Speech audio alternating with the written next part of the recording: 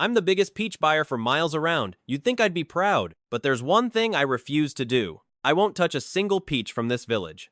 The fruit is rotting right there on the branches, staring me in the face. The village chief brought the whole crew to beg me, begging like their lives depended on it. But I didn't budge an inch. They even offered to give them to me for free, dumping them on me just to get rid of them. I wouldn't take even one. Why? Because I've been reborn. In my last life, I wanted to help the village sell their surplus crop. I used every connection I had, pulling every string to get things moving. I even reached deep into my own pockets and fronted $50,000 of my own money. Finally, I managed to get all those peaches sold before they turned to mush. But when payout day rolled around, the villagers were grinning ear to ear, clutching bundles of cash in their hands. They couldn't have been happier. Meanwhile, I was handed a red envelope with a measly 25 cents in it. I thought there had to be some kind of mistake. I rushed over to the village chief to demand an explanation. He just sat there, tapping the ash out of his pipe, explaining, slow and steady, that the math was perfectly correct. He claimed they had to deduct the costs of entertaining the buyers, and all that was left was 25 cents. I almost laughed out loud from pure rage. We had an agreement beforehand. Every single expense was supposed to be covered by the village. I stood my ground, arguing for what was fair. I demanded they pay back the $250,000 that was rightfully mine.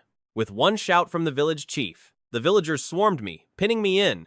You're part of this village too, aren't you? Helping your own people sell a few peaches. What's the big deal? $250,000? Do you know how many peaches we'd have to sell just to make that back? Greedy bastards. Trying to swallow an elephant whole, are you? So young and already so corrupt, they spat. If we let this slide now, what will you be like when you're older? 3 days after they kicked me out of the village, my mother, unable to afford her surgery, passed away in her hospital bed. I wept until my heart felt like it was tearing apart. I coughed up blood, consumed by grief and fury. But when I opened my eyes again, I realized I was back right to the day the village chief first came knocking. Sighs, your dad and I are like brothers. I've watched you grow up since you were this big. For the sake of all of us neighbors here in the village, please, you've got to help us out. If we can't sell these peaches, they're all just going to rot on the trees. A whole year of hard work, completely down the drain. All right, village chief, consider it done. I'll take care of it. Sighs, I always knew you were destined for great things, kid. You were always the smart one, book smart, and capable. Sharp as a tack. Now you're out there in the city living the high life, even rubbing shoulders with big bosses. Selling a measly 2 million caddies of peaches, for a guy like you, that should be a total breeze. Exactly, Sighs. You're the pride of our village now. I've looked up to you ever since elementary school. All right, that's enough. Village chief, don't get your hopes up just yet. I can find a way to sell those peaches, but I have one condition. What condition? Just tell us. As long as you can sell these peaches, we can work out whatever conditions you want. Before a single peach is loaded onto the trucks, you have to wire my $200,000 commission to my account. Shoe size, what's the meaning of this? You don't trust us? Asking for money before the trucks are even loaded? Since when does it work like that? Chu Shang, shut your mouth! Size is one of our own. He wouldn't try to cheat us. No problem at all. Size will do exactly as you say, but listen. Talk is cheap. We need to sign a formal agreement. Oh, come on. Why do we need to sign some agreement? You know I can barely read or write. Besides, that's so impersonal. I, Shu Lao Mao, as the village chief, my word is my bond. You think I'd go back on my promise? Neighbors and family, it's all about trust. Looking at that sincere face of his, it felt just like looking back at my past life. I remembered him tapping his cigarette ash, calmly telling me, I've only got 25 cents left. My heart turned ice cold, but I slowly forced a smile onto my face. Sure, village chief. I trust you. It's not often you make it into the city. You guys take a seat. I'll head out and pick up some groceries. Let's just have a simple meal here at noon. Oh, we couldn't possibly. I didn't say anything more. I grabbed the basket and headed out the door. The moment I reached the street, I stopped dead in my tracks. I pulled out my phone and opened the app connected to the camera in my living room. The clear image and sound came through instantly. Are you out of your mind? 200,000. Think about it. We haven't even seen the peaches yet, and you're handing him the money first? What if he takes the cash and runs? You don't know a damn thing. I promised him, but that was just to string him along. We need to get those peaches sold fast. The peaches are ripening more every single day. If they rot in the field, every single one of us in the village is going to go hungry this year. As long as the trucks get here, the peaches will definitely sell. Once the money hits our account, whether we give him a cut or not, or how much we feel like giving him, that's all up to us. Brilliant. Dad, you've really thought this through. Just giving him empty promises, and then welching on the deal later. What could he possibly do about it? Shusei's dad has been dead for years now. He's just a weak, sickly guy with a mother lying in the hospital. Once he's in our village, does he really think he can stir up any trouble? If he knows what's good for him, just accept it and give in. Look, since he's the one selling the peaches, we might as well toss him a few pennies just to keep him quiet. But if he doesn't know what's good for him and insists on causing trouble, well, the whole village relies on our family to make a living. Once they've taken our money, who's going to speak up for him? He could yell until he's blue in the face and nobody would care. That contract is complete garbage. The ink and the fingerprints on the paper? They don't mean a damn thing. Even if he takes it to court, we've got nothing to worry about. The father and son exchanged a smirk. That smile was filled with the arrogance of someone who's already won and the twisted thrill of holding someone else's fate in their hands. I stood outside the wall. The sun was shining on me, yet I couldn't feel a shred of warmth. Shutting off the surveillance, I headed toward the vegetable market. This show is just getting started, but this time, I'm the director.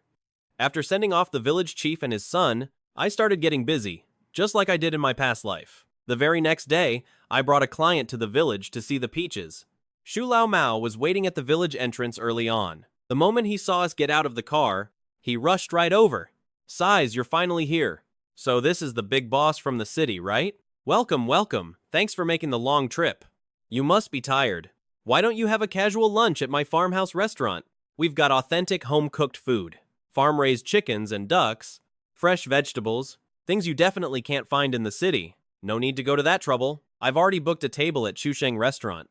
Size, now you're just being a stranger. It's not that I know my farm might not compare to a big city restaurant, but the ingredients are fresh. It's the real deal. Tastes absolutely authentic. Come on, boss. Dame a favor. I appreciate the gesture, truly. But Sei has already taken care of the plans. I'm happy to follow my host's lead."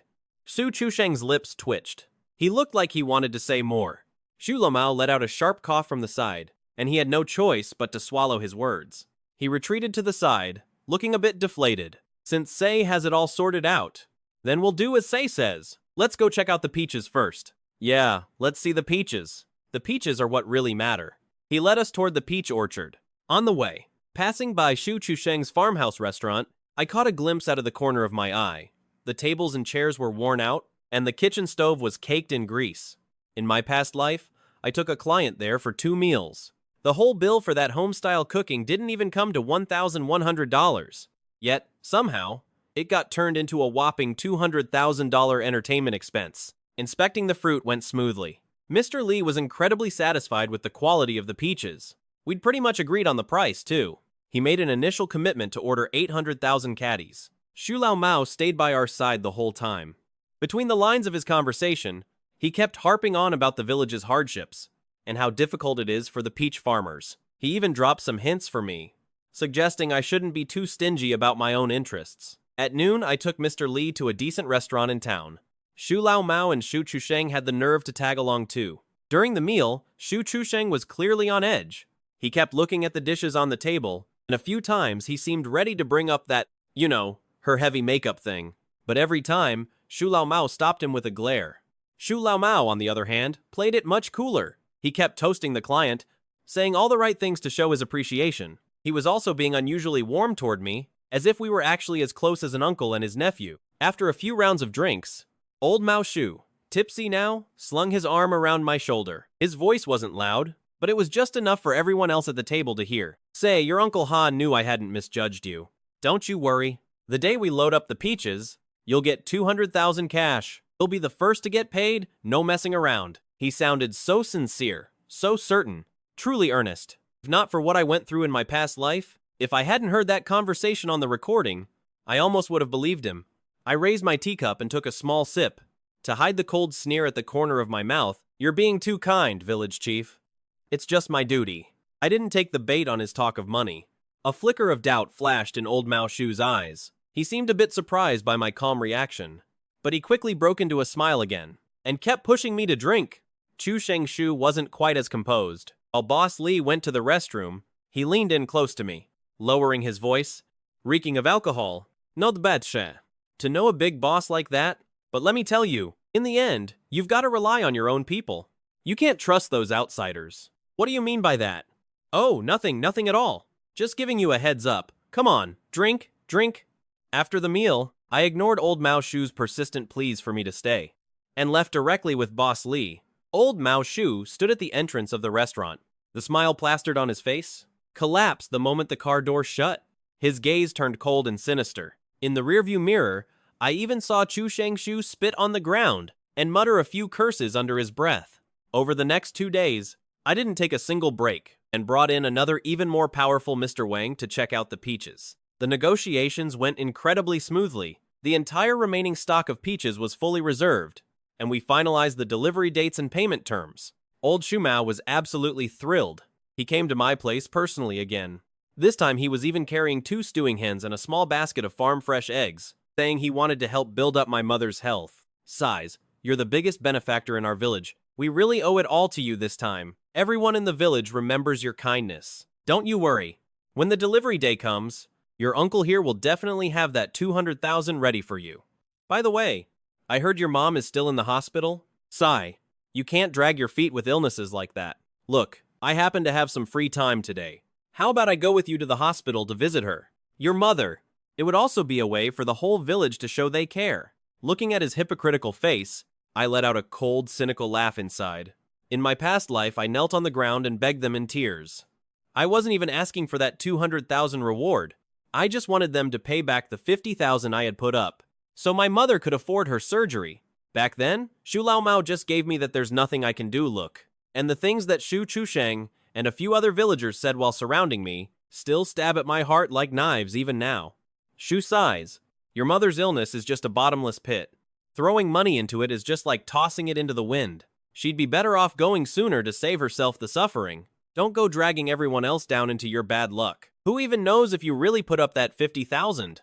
Don't tell me you're just crazy for money and trying to scam us. Those vicious slanders and curses, along with the memory of them kicking me out of the village like a beggar, are still crystal clear in my mind.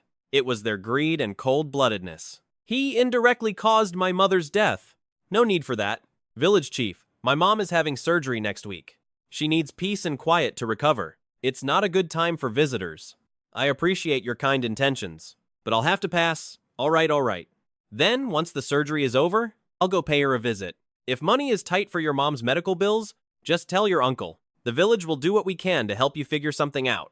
I couldn't be bothered to keep playing nice with him. After giving a few perfunctory responses, I showed him to the door. The delivery day arrived in no time. Over 20 large trucks were crammed into the village roads. Engines were roaring, and dust was flying everywhere. Every household's peaches had been packed and ready to go, stacked neatly by the roadside. The villagers' faces were beaming with long-awaited smiles, gathered in little groups of 3 or 5, excitedly chattering about the money they were about to make. Following the usual procedure, once the peaches were loaded and weighed on the truck scale, the buyers would settle the payment on the spot. Shu Lao Mao stood in the most prominent spot at the village entrance, looking absolutely radiant, just about to wave his hand to signal for the loading to begin. I stepped in front of him. Village chief, what about my 200,000?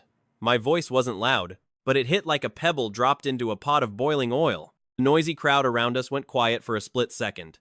The smile froze on Shu Lao Mao's face. He rubbed his hands together and put on that usual fake honest grin. Seh. Look, why are you in such a rush? The village accountant went to the bank first thing this morning. The money is probably already on its way. It'll hit the account any minute now. Let's get these trucks loaded first. Don't want to waste the buyer's time. No way. We already had an agreement. Wait until the money hits my account before you start loading the trucks. Shoe size. What the hell do you mean by this? Are you just trying to pick a fight, huh? The peaches are already picked. The trucks are already here. If you hold things up and stop the loading, the losses. Can you even afford to cover that? The villagers around us started to get restless. A buzz of murmurs rose up. The way they were looking at me was full of frustration and anxiety. Shoe size? You can't just do this. Let's just get the peaches sold first, all right? Exactly, the money isn't going anywhere. Until those 200,000 are in my account, don't even think about loading those trucks. The drivers were happy to take it easy. One by one, they killed their engines, hopped out of their cabs, leaned against the doors, and either started smoking or chatting away, watching this rural farce with great interest. Shu Chusheng, seeing that I wouldn't budge, filled with pent-up rage. He couldn't hold it in any longer, pointed his finger right at my nose, and started screaming at me. Shoe size, don't push your luck. Do you really think you're someone important? You think the world stops spinning without you? Shu Chusheng, you said the accountant is at the bank, right? Yes, at the Rural Commercial Bank, processing the funds. It'll be here any second. Just let everyone start loading the trucks. You think we'd actually stiff you? I nodded. Just when everyone thought I was about to cave, I slowly and deliberately pulled out my phone. Fine then, I'll just give a friend of mine at the bank a call. I'll ask how long a $200,000 interbank transfer usually takes to go through at this time of day. Why the hell are you calling anyone? Trying to pick a fight, are we? Are you scared to let me make this call? Is the bank closed today? Or did you guys never even send the accountant to begin with? The atmosphere turned deathly silent in an instant. Quite a few villagers looked at me, then back at the village chief and his son, whose faces were turning an ugly shade of green. Their eyes were full of doubt. Bullshit. Shoe size. I think you're just looking for trouble. Let me be real with you. You're not getting a single cent. Those peaches are getting loaded onto the trucks today, no matter what. Who do you think you are, anyway? Do you really think that without a hick like you, we'd go hungry? The buyer's trucks are all sitting right here. Do you think they're just gonna watch these peaches rot and go home empty-handed? Shoe size, you're just an ungrateful little brat. The village raised you all these years, and now you want money just to lend a hand? Have you got no conscience at all? Everyone, look at this ungrateful wretch. Just for his own pocket? He's trying to cut off our whole village's livelihood. You greedy bastard, get out of our village. Kick him out. Facing the wrath of the entire crowd, I didn't say a word. Shu Lao Mao thought I was scared. He raised his chin, looking smug.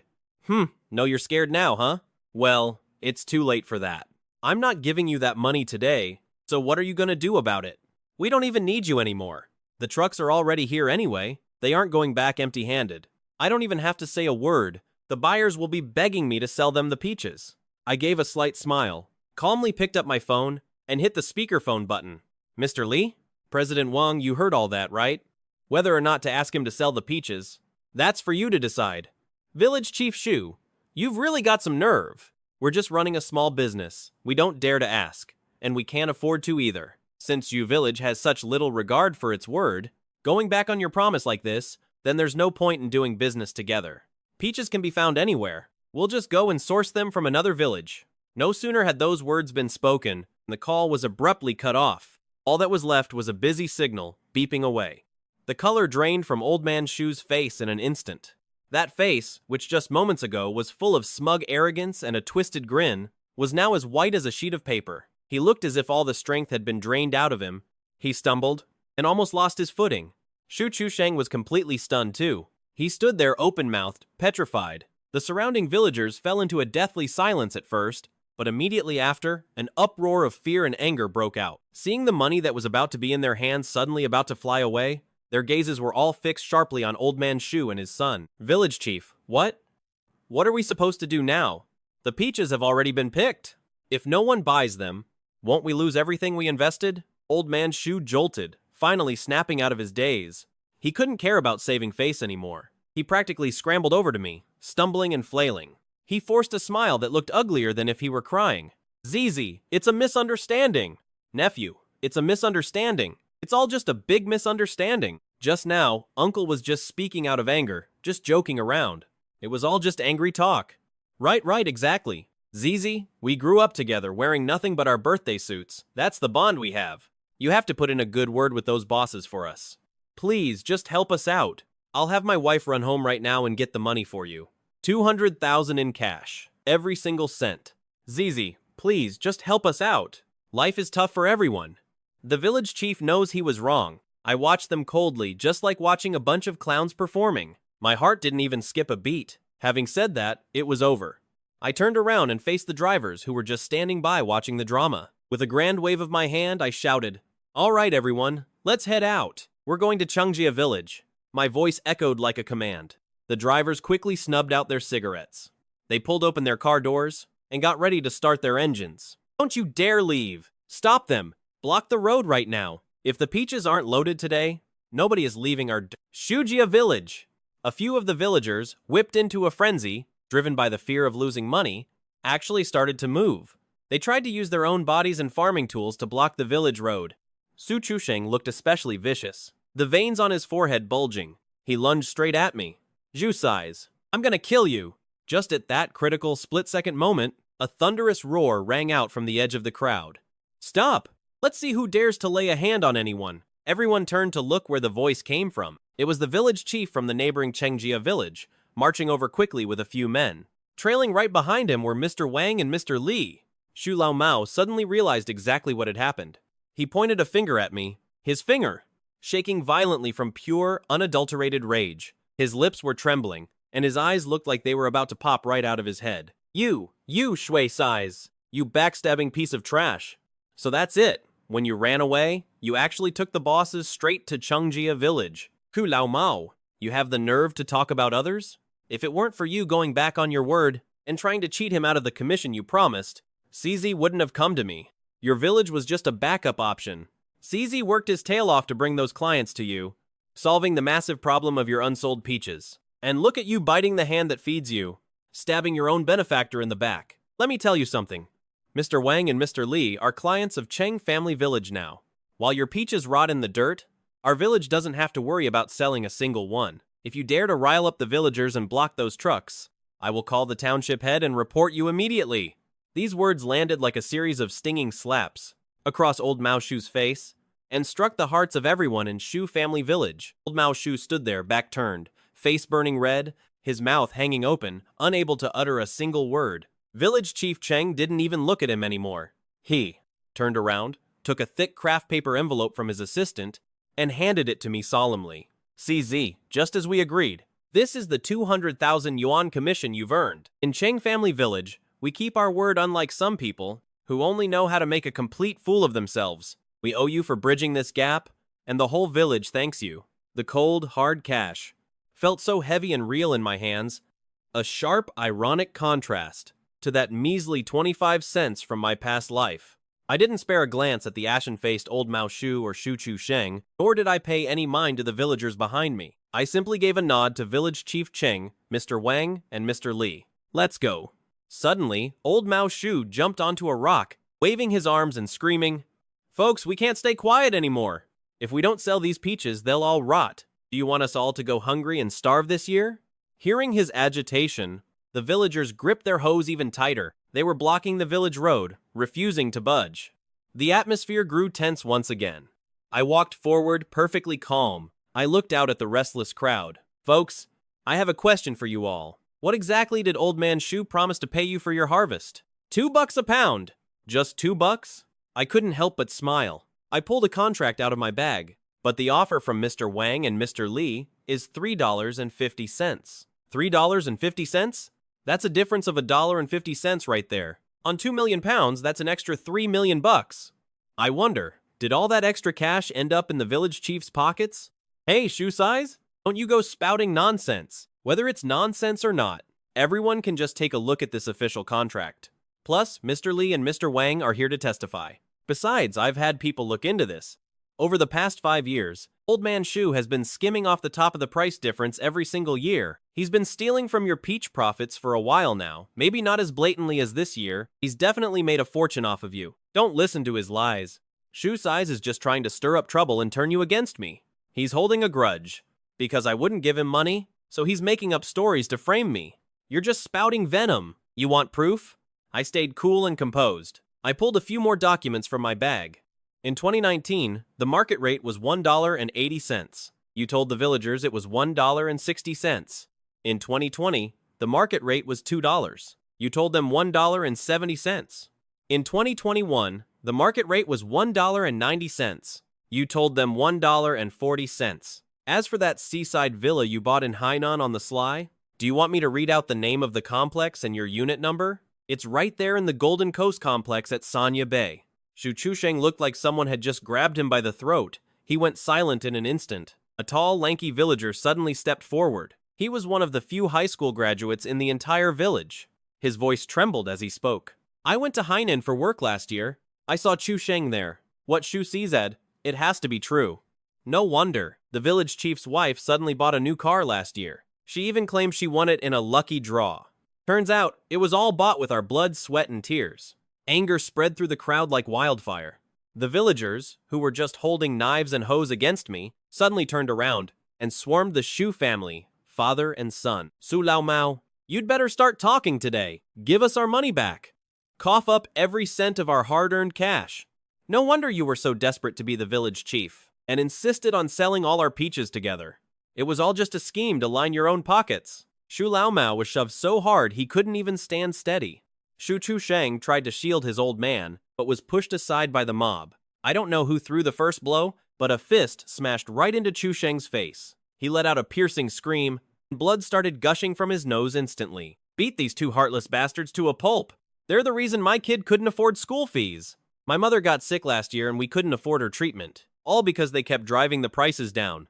The whole scene spiraled completely out of control. Years of bottled-up resentment exploded all at once. The villagers' eyes were bloodshot. Fists and kicks rained down on them like a storm. Shu Lao Mao curled up on the ground, protecting his head. His clothes were torn to shreds. Bloody gashes appeared all over his face. He screamed in a hoarse, desperate voice, "Stop! Don't hit me anymore! I'll pay it back. I'll return every cent to you, I swear." I didn't bother looking back at their pathetic chaos. I just got into the car with Village Chief Cheng and the others. Mr. Wang patted my shoulder, his tone carrying a heavy sense of reflection. "Look, Xiaozi, to be honest with you, when you insisted that we check out the peaches in Chungjia Village at the same time, I actually thought it was totally unnecessary. But now I finally get it. That move of yours was brilliant. The first time I went to Shujia Village, I saw how shifty-eyed old man Shu was, and his son looked so arrogant and overbearing, I just knew those two were bad news. And sure enough, I was right. Seh, don't you worry. You've done a huge favor for our Chungjia Village this time. From now on, if that old man Shu dares to give you any trouble, our entire village won't stand for it. Thank you, everyone."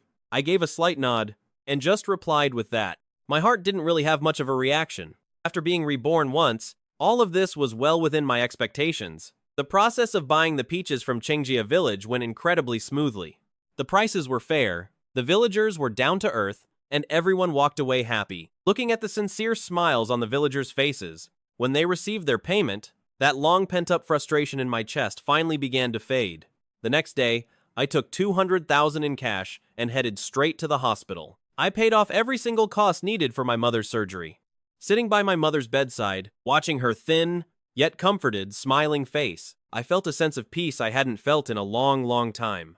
Just as we were chatting quietly, there was a knock on the hospital room door. I opened it to find a few representatives from Sujia Village. The one leading them was that tall, thin guy who stood up yesterday. They were carrying fruit baskets, their faces plastered with awkward, nervous smiles, and their eyes filled with shame. "Say, we're here today to apologize. We were just stupid before, listening to the nonsense old man Shu fed us, and we misunderstood you. We said a lot of awful things to you. I'm so sorry. I really am. After you guys left yesterday, everyone was just so furious. We beat that heartless father and son until they ended up in the hospital. We even went to the township office overnight to file a formal complaint, dragging all their dirty laundry out into the open. I just sat there in the chair, listening coldly, not saying a single word. To me, all these apologies and claims of doing good sounded hollow and pathetic. If they weren't completely backed into a corner, do you really think they'd be acting like this right now?" Seeing that I wasn't moved at all, the look on their faces turned anxious, and the tall, thin guy finally let the cat out of the bag and revealed their true intent. "Size, we know we have no right to come crawling back to you, but the peaches have already been picked. If we don't sell them now, they're all just going to rot at home. That's the entire village's livelihood for the whole year, man. Please, for the sake of us all being from the same hometown, help everyone out one last time. I'm begging you. Yeah, come on, help us out, Size." The others chimed in one after another, looking like they were ready to drop to their knees. I remained silent. Just then, one of them turned their eyes toward my mother on the hospital bed, like they had just grabbed onto a life raft. He rushed over in a few steps, his voice trembling as if he were about to cry. "Auntie, please, put in a good word for us. We know we messed up, but the kids are waiting on their school tuition, and the old folks are waiting for money for their medicine." Mother was propped up against the headboard. She looked at me, then glanced at those few villagers, all of them looking haggard and desperate. She let out a soft sigh. She's a sharp woman. From the few words I dropped earlier and the scene playing out right now, she'd already put the pieces together. "Look, folks, my son is grown up now. He makes his own decisions about his own business. I'm just a patient here. I have no say in this." Their last shred of hope was completely crushed. The village representatives looked absolutely ashen. They were stuck there, not knowing whether to stay or go. I looked at them and finally spoke up. "Fellow villagers, back when you all surrounded me, calling me a greedy bastard and telling me to get out of the village, did you think about being fellow villagers then? Hu Lao Mao. He's been stealing from you for more than just a day or two. Are you seriously going to tell me you didn't notice a thing? But now that things are burning, now that your own backs are against the wall, now that the losses are about to hit your own pockets, is when you suddenly remember to come looking for me, your fellow villager? With every question I asked, their heads hung lower and lower. The shame must have been burning on their faces. I showed you the path to take. It was you who chose to follow Shu Lao Mao and cut that path off yourselves. Whether the peaches in Shu Village rot on the trees or get thrown in the trash, it has nothing to do with me, Shu sighs, ever again. My words hit like a final verdict. It left them completely speechless. They were filled with nothing but shame. The tall, thin guy opened his mouth, wanting to say something else. But in the end, nothing came out. He just grabbed the others, and they slinked out of the hospital room, looking completely defeated. Their footsteps echoed heavily through the empty hallway. It's all over. Yeah, it's all in the past now. My mother's surgery was a success. After staying in the hospital for observation and recovery for a while, I finally brought her home. I had just helped my mother get settled into the car when my phone started ringing. It was Village Chief Cheng. Her voice sounded quite cheerful. Sighs. I've got great news. The sentencing for Shu Lao Mao and his son is finally down. For their combined crimes, Hu Lao Mao got 7 years.